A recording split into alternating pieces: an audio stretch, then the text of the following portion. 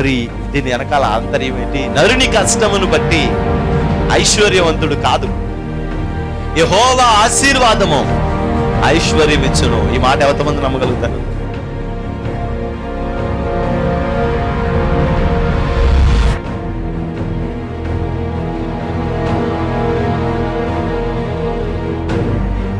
ఆ రక్షణను మనం చూడాలి, అనేక ఆత్మల రక్షణను మనం చూడాలి. దేవుని యొక్క మందిరంలో దేవుడు చేసే అద్భుత కార్యాలన్నిటినీ మన కన్నులారా మనం చూడాలి. నేడు ఈ ఇంటికి రక్షణ వచ్చింది. ఎప్పుడో మన దోషములను మనం విడిచిపెట్టుకున్నాం.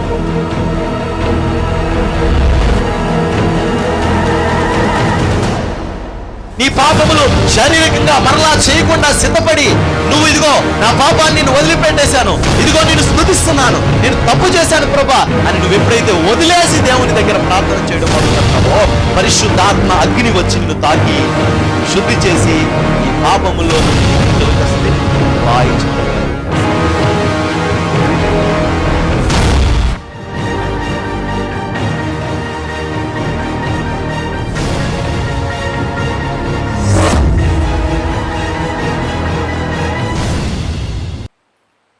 మనం వేసినవి అన్నీ మొలకెత్తపోవడానికి కారణం ఏంటంటే, ఒక 20%, 10%, 8% గింజలు ఉంటాయి, మిగతా 80% కూడా పొట్టే. అందుకే విత్తనాలు అంత రిజల్ట్ రావు. కానీ యేసుప్రభుది అలాంటిది కాదు. వేసిన 100 విత్తనాలే. ఎలాంటివి తెస్తే నిక్కమైన విత్తనాలు. అందుకే ఆయన చేసిన చిన్న పరిచర్యలో 3.5 సంవత్సరాల పరిచర్యలో చాలా గొప్ప రిజల్ట్ వచ్చింది. ఆయన ప్రతి మాట కూడా చాలా విలువైందిగా, శ్రేష్టమైందిగా ఉంది. ఇప్పుడు ఇంత శ్రేష్టమైందిగా ఈ పరిచర్య ఉండడానికి గల కారణం ఏంటంటే, యేసుప్రభు వచ్చినప్పుడు ఏమీ తీసుకుని రాలేదు. ఆయన తన ప్రయాణంలో కూడా ఎక్కడ ఏది ఆశించకుండా పరిచర్య చేశాడు. ఎక్కడ ఏం కావాలనుకోలేదు. ఆయన పని అంతా ఏంటంటే, ఓ బిల్డింగ్ కట్టుకుందామా, ఓ మందిరం కడదామా, లేకపోతే ఒక కారు కొనుక్కుందామా, లేకపోతే ఏదైనా వస్తువు కొనుక్కుందామా, ఈ ఆలోచన ఏమీ లేదు ఆయనకి. ఆయనకు ఒకటే ఒక ఆలోచన, నా తండ్రి పనిని నేను తుదముట్టించాలి. ఎంత తొందరగా నేను ఈ పని చేయగలనో అంత తొందరగా నేను ఈ పని చేసుకుంటూ వెళ్ళిపోవాలి. మనకి పునాది వేసుకోవడానికే బోల్డ్ టైం పట్టేస్తుంది. సిద్ధపరచడానికే బోల్డ్ టైం పట్టేస్తుంది. ఆలోచన చేస్తే గనక అలాగా మంచి పరిచర్య ప్రభు చేశాడు. ఆ పరిచర్య మనందరికీ మాదిరి. కాబట్టి ఆ పరిచర్యను ఆధారంగా చేసుకుని ఆయన ఎలా చేశాడో అలా చేయడానికి పరిచర్యకు తీర్మానాలు తీసుకోవాలి. ఇప్పుడు యేసుప్రభు అడుగుతున్నాడు, నన్ను ప్రేమించావా అన్నాడు. ప్రేమించాను అన్నాడు. మళ్ళీ అడుగుతున్నాడు, నువ్వు నన్ను ప్రేమించావా అని. ప్రేమించాను అన్నాడు. మళ్ళీ అడుగుతున్నాడు, నువ్వు నన్ను ప్రేమించావా అని. 3వసారి తను అడిగినందున పేతురు ఏడవడం మొదలుపెట్టాడంట. ప్రభా, నా గురించి నీకు తెలీదా? నేను ఎలాంటి వాడినో నాకు తెలీదా? నేను ఎలాంటి స్థితితో పరిచర్య చేస్తానో నీకు తెలీదా? ఒకసారి ఆలోచన చేద్దాం. పేతురు గారు ఇలా గదిలో కూర్చుంటే అందరి దగ్గరికి వచ్చి యేసు ప్రభు కాళ్ళు కడుగుతున్నారు. కాళ్ళు కడుగుతుంటే పేతురు దగ్గరికి వచ్చాడు. పేతురు దగ్గరికి వస్తే పేతురు అంటాడు, అదే నువ్వు నా కాళ్ళు కడగడం ఏంటి? అసలు ఎట్టి పరిస్థితుల్లో అది కుదరదు. నువ్వు కాళ్ళు కడగడానికి వీలేదు. నువ్వు బోధకుడివి, నువ్వు రబ్బివి, నువ్వు నా పాదాలు కడగడం ఏంటి? ఎట్టి పరిస్థితుల్లో అది జరగకూడదు అంటాడు. అప్పుడు యేసుప్రభు అంటారు, ఇలా చేయకపోతే నీకు నాలో పాలు ఉండదు, మరి ఆలోచించుకో అన్నాడు. అయ్య బాబా, అలాగైతే కాదు, మొత్తం స్నానం చేయించే అంటున్నాడు. అంటే ఈ పేతురు ఏంటంటే ప్రతిదానికి అతిన స్నానం చేయించా అంటున్నాడు. స్నానం చేసేలే, శుభ్రంగా నేను స్నానం చేయించాను, నేను పాదాలు మాత్రం కడిగితే సరిపోద్ది అని చెప్పేసి యేసుప్రభు పాదాలు కడిగాడు. ఆ రాత్రి ప్రభు వాళ్ళతో చాలా విషయాలు మాట్లాడినప్పుడు పేతురు గారు అంటాడు, ప్రభా, ఇతను ఎలాంటోడో తెలీదు, ఇతను ఎలాంటోడో తెలీదు కానీ నేను మాత్రం చాలా స్థిరంగా ఉంటాను ప్రభువా. ఎక్కువ తిట్లు తిట్టించుకున్నది కూడా పేతురే, ఎక్కువ అద్భుతాలు చూసింది కూడా పేతురే. దేవుని స్తోత్రం. ఎక్కువ ఎవరు తిట్టించుకున్నారో? పేతురు గారు తెచ్చుకున్నాడు. పేతురుని ఒకసారి యేసు ప్రభు ఏం తిట్టాడు తెలుసా? సాతానా అని. ఏమని తిట్టాడు? సాతానా వెనక్కిపో. ఈ మాట ఎవరు అనిపించుకోలేదు, పేతురే అనిపించుకున్నాడు. కానీ నీళ్ళ మీద నడిచింది కూడా ఎవరండి? పేతురే. పేతురు గారు నీళ్ళ మీద నడిచారు. పేతురు గారు నీళ్ళలో మునిగిపోయాడు. పేతురు గారు దేవుడు పట్టుకుని మళ్ళీ పైకి లేపాడు. పేతురు గారు యేసు ప్రభు రూపాంతరపరచబడ్డం చూశాడు. చాలా అనుభవాలు ఉన్నాయి పేతురుకి. కొంచెం తొందరపాటుడైనా సరే దేవుళ్ళలోనే ఆ తొందరపాటు తప్ప లోక సంబంధమైన తొందరపాటు కాదు అది. అయితే యేసు ప్రభుని మళ్ళీ మళ్ళీ మళ్ళీ ఇదే మాట అడుగుతున్నాడు, నువ్వు నన్ను ప్రేమించేవా, నువ్వు నన్ను ప్రేమించేవా, నువ్వు నన్ను ప్రేమించేవా. ఈ మాట అడుగుతుంటే పేతురు గారు ఇంక లాస్ట్ అండ్ ఫైనల్గా ఏమన్నాడంటే, నేను ప్రేమించడం లేదు, నీకే తెలుసు. అసలు నేను ప్రేమించానో లేదో నీకే తెలుసు అన్నాడు. ఎందుకు ఆ మాట అనడానికి వ్యత్యాసం ఏంటంటే, ఆ రోజు అంటాడు, వీళ్ళందరూ ఎలా జీవించారో తెలియదు కానీ నేను మాత్రం చాలా ప్రత్యేకమైన వాడిని అని పాట కూడా పాడుకున్నాడు. ప్రత్యేకమైన వాడను యేసయ్యకు ప్రత్యేకమైన వాడను. పాటల్లోనే సినిమా తప్ప మనడు ఒరిజినల్గా మాత్రం ఏమి చేయడు. పాటల్లో మాత్రం సూపర్ పెద్ద పెద్ద పాటలు పట్టాడు. అందుకని కొంతమంది ఎలా పాడతారంటే, పాటలు చూస్తుంటే, ఆ జీవించేద యేసు రాజా, అప్పుడే వస్తాడు ఆరాధనకి. 12 13 వస్తాడు ఆరాధనకి. అప్పుడు వచ్చి మైక్ ఇచ్చి జీవించేదా అంటాడు. పాటలో మాత్రం పెద్ద జీవించేదని అంటది కానీ జీవితంలోకి వచ్చేటికి బతుకుండదు. ఇంగారు పెద్ద పెద్ద కౌరులని చెప్పాడు, పెద్ద పెద్ద పాటలని పాడాడు. యేసుప్రభు అంటాడు, ఈ రాత్రి, రేపు ఇల్లుండ కాదు, ఈరోజు రాత్రే ఒక్కసారి కోడి కోయికి మునుపు 3 సార్లు ఎరగనంటావు. ఒక్కసారి కోడి కోయికి మునుపు నువ్వు ఎన్నిసార్లు ఎరగనంటావు? ముమ్మారు ఎరగనంటావు. ఏం చేద్దా? నువ్వు ఇన్ని కౌరులు చెప్తున్నావు. భక్తి వేరు, బడాయి వేరు. నేను అనలేదు ఈ మాట, ఏసన్ గారు అన్నాడు. నేను అనలేదు. ఒకరోజు వాక్యం చెప్తే ఏసన్ గారు, పేతురు బడాయుడు, భక్తి కాదు పేతురుది, బడాయి. బడాయుడే ఈ మాటలు చెప్తాడంట. యేసుప్రభు అందుకే ఆ బడాయిని అణిచేయాలని చెప్పి, నువ్వు చాలా పెద్ద పెద్ద కౌరులు చెప్తున్నావు కదా, వీళ్ళు 12 మంది కంటే సూపర్ సుపీరియల్ అంటున్నావు కదా, నేను చెప్పేది ఏంటంటే, ఈ రాత్రి ఒక్కసారి కోడికి ఇక మునుపు 3 సార్లు ఎరగనంటావు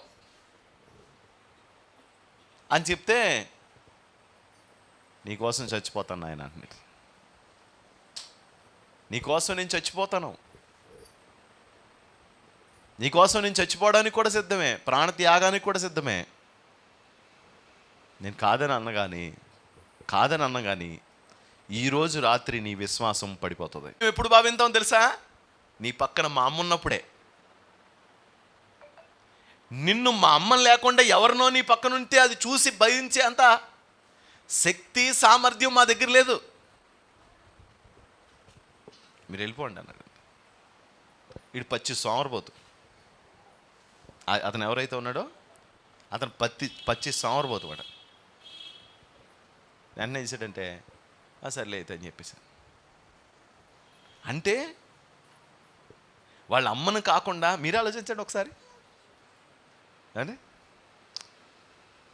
మా అమ్మ కాకుండా ఇంకెవరైనా నుంచుంటే మీరు మా అన్న పక్కన అసలు ఊహించుకుంటాక ఎలా ఉంటుంది? నేను ఇంకొక మాట అడుగుతాను చెప్పండి. భర్త చచ్చిపోయాడండి, మీ అమ్మగారు నేను మళ్ళీ పెళ్లి చేసుకున్నాను అనుకోండి, ఊరికే మీ గురించి కాదు, ఎవరన్నా ఎలా ఉంటుంది? అసలు ఒప్పుకుంటుందా మనసు? అమ్మ నువ్వు చచ్చిపోతే చచ్చిపో, కానీ నువ్వు అలాంటి పని మాత్రం మరి ఇంత అంటే పిల్లలకి ఎంత పెయిన్ ఉంటుందో చెప్తున్నాను నేను. పిల్లలకి ఎంత పెయిన్ ఉంటుందో చెప్తాను. మన దేశంలో ఒక పవిత్రత ఉందండి. భర్త చచ్చిపోతే అంతే, అలా ఉంటారు అంతే. ఆడమనిషి అలా ఉంటుంది అంతే, పిల్లల్ని కాపాడుకుంటూ, పిల్లల్ని దగ్గర వేసుకుంటూ, ఆ పిల్లల్ని జాగ్రత్తగా చూసుకుంటూ. కొందరు మగవాళ్ళు, మొన్న మొన్న ఒక సహోదరులు మాట, శ్రీపాల్ గారి సంఘంలో ఒక సహోదరుడు, ఆయనకి ఒక 40 ఏళ్ళు ఎంత ఉంటాయి, 45 ఏళ్ళు. ఆయనకు ఒక ఆడపిల్ల, భార్య చనిపోయింది. చనిపోతే అప్పుడు 5 ఏళ్ళు 6 ఏళ్ళు అయిపోయిందంట. అందరూ అన్నారంట చిన్న వయసు కదా పెళ్లి చేసుకో అని చెప్పి. అప్పుడు ఆయన అన్నాడంట, అసలు నా కూతుర్ని వచ్చిన ఆమె సరిగ్గా చూస్తుందో లేదో కాబట్టి నేను చేసుకున్నానంట. నేను చేసుకోను, నా పిల్లకి అందంగా పెళ్లి చేయాలి. మరి తర్వాత నీ జీవితం ఏంటంటే, ఒకవేళ నా బిడ్డకు వివాహం చేసిన తర్వాత ఒకవేళ దేవుడు చిత్తమైతే, అదే కూడా దేవుని ఆలోచన, బిడ్డ వివాహం అయ్యేదా కూడా ఎట్టి పరిస్థితుల్లో నేను చేసుకోను అని. ఇలాంటి త్యాగ పరులు ఉన్నారు. మేము అడిగామాట, నువ్వు చిన్నోడివే కదా, మరి ఏం చేద్దాం అనుకున్నాం. పిల్లలు చిన్నోళ్ళు కదా, పిల్లలు చాలా అటాచ్మెంట్ దానికి. ఒకటే అంటున్నాడంట, ఏంటంటే నాకు భార్య వస్తుంది కానీ ఈ పిల్లలకి తల్లి రాదు. వాళ్ళని ఏమన్నా అంటే, సహజంగా తల్లి ఏం చేస్తూ ఉంటుంది తెలుసండి, చితకొడేస్తూ ఉంటుంది పిల్లల్ని, బాధ రాదు. అదే చేసుకున్నవాడు కానీ తిట్టిందనుకోండి, ఎంత బాధ వచ్చేద్దండి. చాలా వ్యత్యాసం ఉంటుందండి. ఈ ప్రేమ వేరు, అది పేరు. మీకు అర్థం అవడం చెప్తాను. ఒక ఆయనకు ఒక కొడుకున్నాడంట. భార్య చనిపోయింది. చనిపోయిన తర్వాత అంట ఇంకొక పెళ్లి చేసుకున్నాడంట. పెళ్లి చేసుకుంటేనే ఈ పిల్లోడేమో చిన్నపిల్లోడు అయితే, ఆ పిల్లోడు భార్య పెళ్లి చేసుకున్న తర్వాత తల్లిగా చెప్పాడు, తనకు కూడా ఒక కొడుకు పుట్టాడు. ముందు ఆవిడకి ఒక కొడుకు, తర్వాత ఆవిడకి మరొక కొడుకు సాగుతున్నారు. ఓ రోజు ఎందుకో కొడుకుని బండి మీద ఎక్కించుకున్నాడు, ఎక్కడికో తీసుకెళ్తా నానా అమ్మ ఎలాంటిది నానా, అమ్మ నీకు నచ్చిందా, అమ్మ నేను బాగా చూసుకుంటుందా అంటే, అమ్మ నన్ను బాగా చూసుకుంటుందా, అమ్మ నచ్చింది నాకు అన్నాడు. చచ్చిపోయిందే ఆ మమ్మీ అబద్ధం, ఈ మమ్మీ నిజమే మాట్లాడుతుంది డాడీ అన్నాడు. చచ్చిపోయిన మమ్మీ ఏం మాట్లాడేదంట, అబద్ధాలు మాట్లాడేదట. కానీ ఈ అమ్మ మాత్రం అబద్ధాలు మాట్లాడదంట.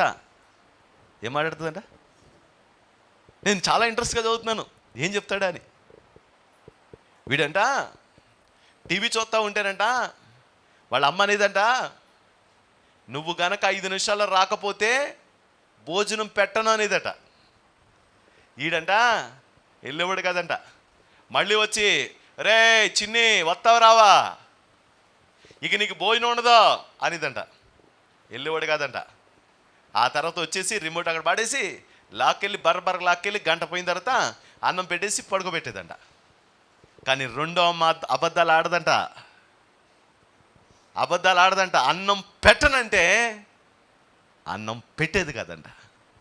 ఈ అమ్మ అన్నీ ఏం చెప్తుందంట, నిజాలే చెప్తుందంట. నాకు మీకు ఎలా అనిపించింది తెలియదు, కానీ అలాగా ఆ డీప్గా చదువుతుంటే నాకు చాలా బాధ అనిపించింది మాట. ఎవరో గుర్తొచ్చారు నాకు, చాలా బాధ అనిపించిందండి.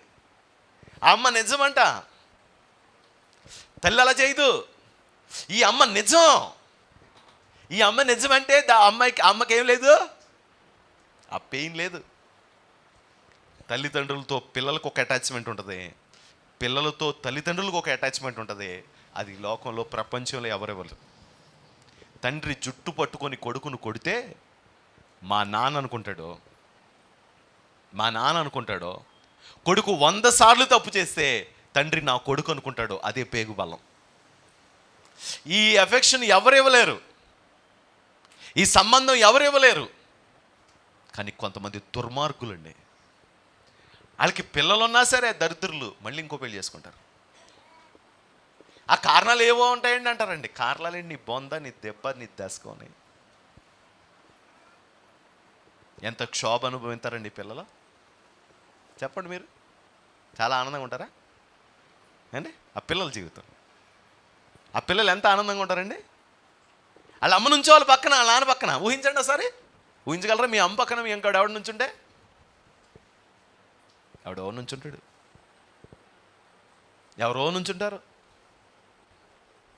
దేవుని వాక్యం అంటుంది, మీరు మీరు ఒకళ్ళు విడిపోవడం తప్పేం లేదు. కానీ ఒకటి గుర్తుపెట్టుకోండి, మీరు భార్యాభర్తలుగా విడిపోతే మీ పిల్లలు అపవిత్రులైపోతారని రాసిపడింది. అంటే వాళ్ళు పెయిన్ అనుభవిస్తారంట, కష్టాన్ని అనుభవిస్తారంట. భర్త చనిపోయినా నువ్వు నడుము కట్టుకున్నావు చూసారా, ఆ జీవితం చూసారా, ఆ జీవితం బిడ్డలకు లైఫ్ ఇస్తుంది, ఆ బిడ్డలకి ఆదరణ ఇస్తుంది. అతను త్రాగుబోతైనా, తిరుగుబోతైనా, కొడుతున్నా, బాధ పెడుతున్నా, ఇబ్బంది పెడుతున్నా సరే, ఆ తల్లి, ఎంతమంది మహాతల్లులు ఉంటారంటే అలా ఓపిక పట్టుకుంటారండి. ఎవడి కోసం ఓపిక పట్టుకుంటారో తెలుసా? వాళ్ళు ఆ పిల్లల కోసం. పశువుల జీవితం నాశనం అయిపోద్ది, ఆ స్థానంలో ఇంకొకరిని ఏమన్నా పెడితే వాళ్ళు కనీసం ముద్ద పెడతారో పెట్టరో, వాళ్ళు సరిగ్గా చూస్తారో చూడరో అని ఆ తల్లి పాపం ఏం చేస్తా తెలుసండి? ఎంత కష్టమైనా, కొడుతున్నా, బాధ పెడుతున్నా, గిచ్చుతున్నా, ఇబ్బంది పెడుతున్నా సరే ఆ బిడ్డ మొహం చూసుకుని అలాగా ఓర్చుకుంటూ జీవోత్సవంలా బతికెత్తదండి. నా దేవుని పిల్లారా, మీ చేతులెత్తి నమస్కారం చేస్తాను, అలాంటి దరిద్ర పనులు ఎప్పుడు చేయకండి. అలాంటి దరిద్రపు సంస్కృతి ఎప్పుడు చేయకండి. మీ పిల్లలు చాలా కష్టం అనుభవిస్తారు. ఒక కల్చర్ ఎవరినో చూసి నేర్చుకుంటూ ఉంటాం, ఎవరో చూస్తూ ఉంటాం, పలానా ఇలా చేసుకున్నాడు కదా, తప్పే ఉందని. ఏమవదండి. కానీ ఎలా ఉంటుందంటే, ఆడు దరిద్రుడు అవ్వచ్చు, బేదోడు అవ్వచ్చు, లేనుడవ్వడు, అడుక్కు తినేవాడు వాళ్ళ నాన్న అయినా సరే, వాళ్ళకి ఒక మానసికమైన ధైర్యం ఉంటుంది. ఇలా జరిగిన పిల్లలకి వాళ్ళు ఏదో ఒక బిడియంలో బతుకుతూ ఉంటారు. ఎక్కడికి వెళితే ఎవరు ఏమంటారో, వీడు అక్కడికి వెళ్ళిన తర్వాత ఇతను ఎదురుగా ఏమని మాడతారో, పలానా వాళ్ళు అండి, ఇలాంటి వాళ్ళు అబ్బాయి అంటారండి. కానీ వెనకాల నుంచి ఏమంటారో, ఇలా నాన్న ఇంకో ఆవిడ చేసుకున్నాడు, అవి రెండో పుట్టాడు, మూడో పుట్టాడు అనరా. ఇవన్నీ వెనకాల మాటలు ఉండవా? దాని గురించి వీళ్ళకి ఏముండదో? బంధువుల మధ్యలోకి వెళ్ళగలుగుతారా? స్నేహితుల మధ్యలోకి వెళ్ళగలుగుతారా? అంటే ఒక తండ్రి చేసిన పాపానికి పిల్లలు ఎంత నష్టపోతున్నారండి? ఒక తల్లి చేసిన పాపానికి పిల్లలు ఎంత నష్టపోతున్నారండి? ఇప్పుడు అంటున్నాను నేను, ఇది శారీరకమైన జీవితం. 2, ఇది త్రాగుబోతాను అండి. నేను అన్నాను, మీకు తాగాలని, తిరగాలని, ఇలాంటి బతకాలనుకుంటే వాళ్ళని ఎందుకు జీవితాంతం చంపడం? మా సందులో మేము పనిచేసే చోట ఒక అతను స్తంభానికి కట్టేసి కొడుతున్నారు. స్తంభానికి కట్టేసి కొడుతున్నారండి. నేను ఏంటన్నా కొడుతున్నారన్నాను. వీడు ఏం చేశాడు తెలుసా తమ్ముడు అన్నాడు. ఏం చేశాడను? స్తంభానికి కట్టేసారు. పెద్ద అయినా 52 ఏళ్ళు ఉంటాయి. మన ఇస్సాక్ గారు అంత వయసు ఉంటుంది ఇంచుమించుగా. ఆయన జేబులను తీస్తే ఐడి కార్డులు ఆర్టీసీలో పనిచేస్తున్నాడంట. ఎవరు ఆర్టీసీ అన్నారు? గుర్తుందా? ఆర్టీసీలో పనిచేస్తున్నాడు ఆయన, ఒక ఎంప్లాయ్, ఆర్టీసీ ఎంప్లాయ్. ఏం చేసాడండి అన్నారు. మేమందరం ఏం చేసాడండి అన్నాం.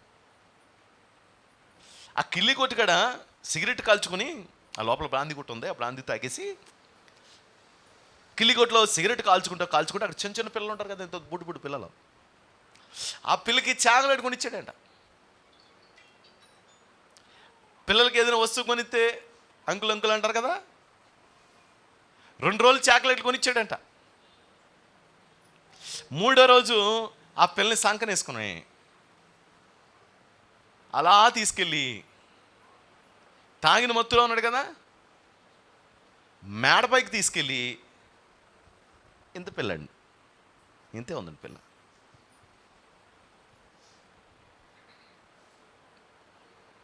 ఏం కనపట్లేదు. ఒక వ్యక్తి బట్టలు తీసేస్తున్నాడంట. ఈ 4 బిల్డింగ్ల అవతల మా కొంతమంది కుర్రోళ్ళు ఉన్నారు, వాళ్ళు ప్యాకాట్ ఆడుకుంటున్నారంట. ఈ దరిద్రుడు ఏంటి, బట్టలు తీసేస్తున్నాడు ఏంటి వీడు, అంటే ఏమో బాత్రూమ్కి వెళ్తున్నాడేమో, బిల్డింగ్ మీద బాత్రూమ్కి వెళ్తున్నాడు ఈ దరిద్రుడు అనుకుని చూస్తున్నారంట.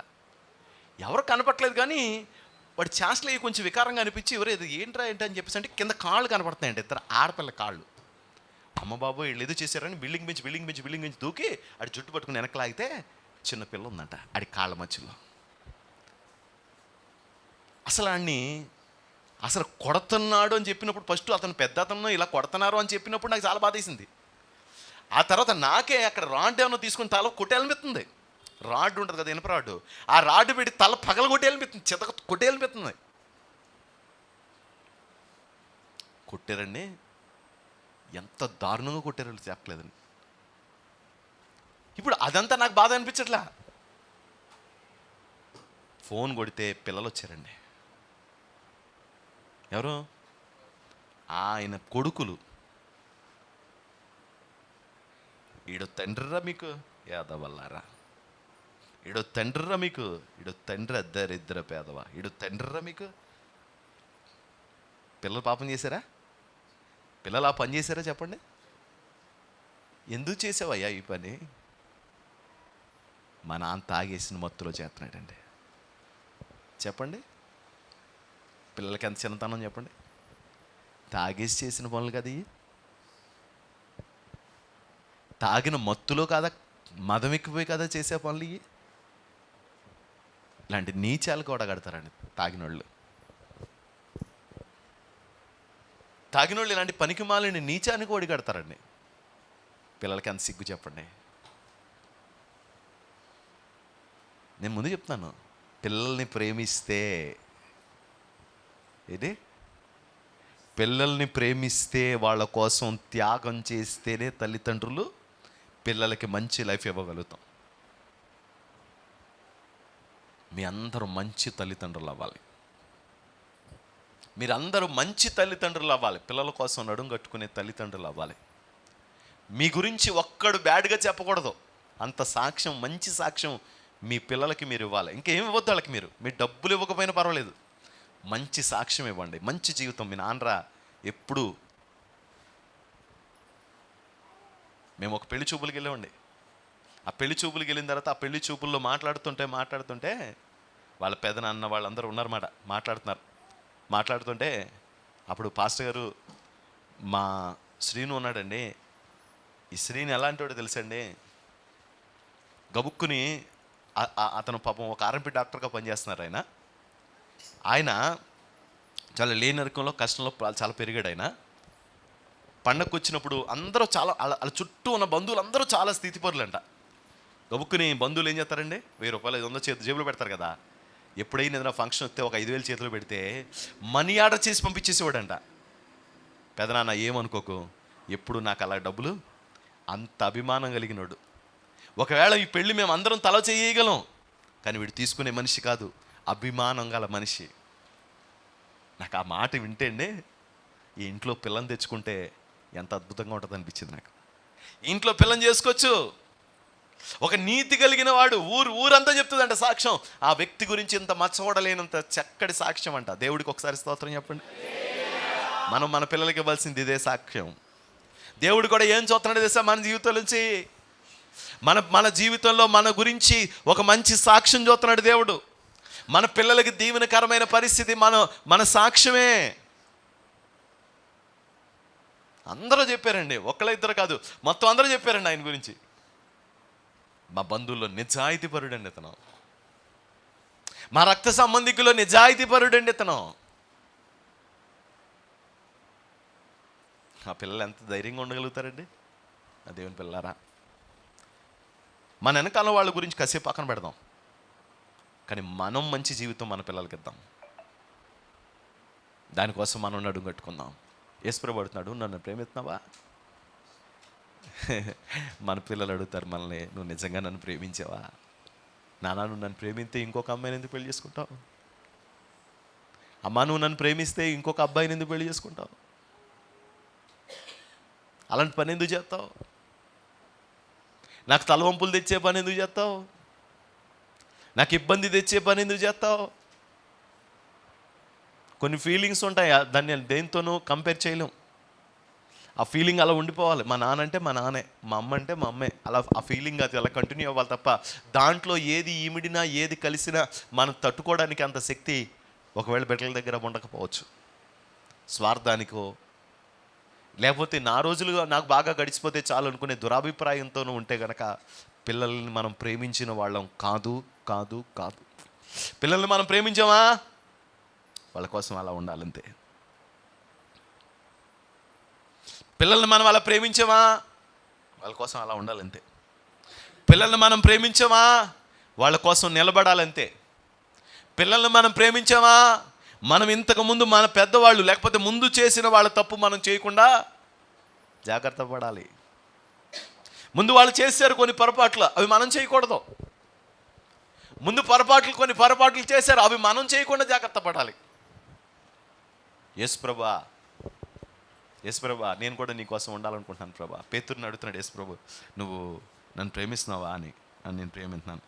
అయితే మనం మన పిల్లల కోసం ఎలా ఉండాలనుకుంటున్నాం కదా, మన పరలోకపు తండ్రి మనల్ని ఏమని చెప్తున్నాడు ఒకసారి మార్క్స్ వార్తలో ఒక మాట చూద్దాం. మార్క్స్ వార్తలో మన పరలోకపు తండ్రి కొన్ని విషయాలు చెప్తున్నాడు. ఆయన గురించి ఒకసారి ఆలోచన చేద్దాం. 8వ అధ్యాయం 34వ వాక్యం. అంతటా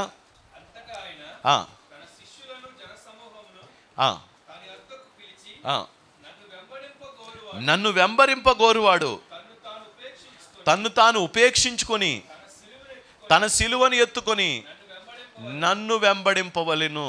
ఎవరైనా నన్ను ప్రేమించారనుకో, లేకపోతే నన్ను వెంబడించాలనుకున్నారనుకో, మీరు చేయాల్సిన మొట్టమొదటి పని ఏంటి తెలుసా?